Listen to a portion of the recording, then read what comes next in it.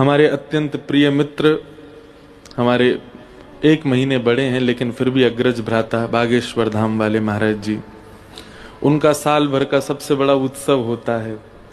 तो उनका बहुत विशेष भाव था कि आप कैसे भी इस उत्सव में पहुंचिए। कल हमारे देश के माननीय प्रधानमंत्री जी भी वहां गए, क्योंकि यहाँ कथा का सत्र है। 4 बजे से कथा है। नॉर्मल फ्लाइट्स के टाइमिंग के अनुसार तो हम 7 बजे 6 बजे तक आते रात में, जैसे तैसे व्यवस्था करके पहुंचे। लेकिन दिल्ली तो दिल्ली है, ट्रैफिक के माहौल में तो यहाँ सब अद्भुत है। तो सुबह भागे, वहां गए, वहां जाकर के बस प्रणाम किया।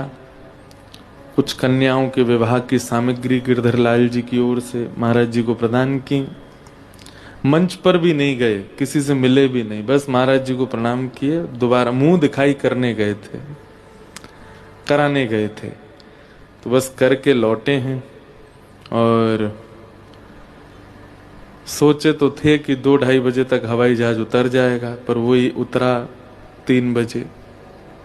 फिर वहां से दौड़े, कक्ष में जा भी नहीं पाए। हमने कहा यहीं हमारी बस एक बगलबंदी ले आओ, पीछे बदल के सीधे मंच पे आ जाएंगे। यहाँ कथा पूरी करके सीधे वृंदावन जाएंगे। रात में जागरण है हमारे घर पे, उसमें बैठेंगे। सुबह एकादशी आज है उद्यापन माता जी का, उसमें कल सम्मिलित होके फिर दौड़ के आएंगे, फिर कथा सुनाएंगे। तो आपके साथ हम भी उड्डयन बाबा है। बस ये है कि आप बाबा हो, हम व्यास हैं।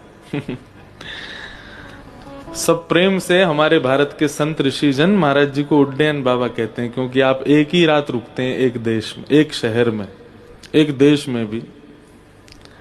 अधिकतर आपके दर्शन पृथ्वी पर कम होते हैं, आकाश में ज्यादा होते हैं।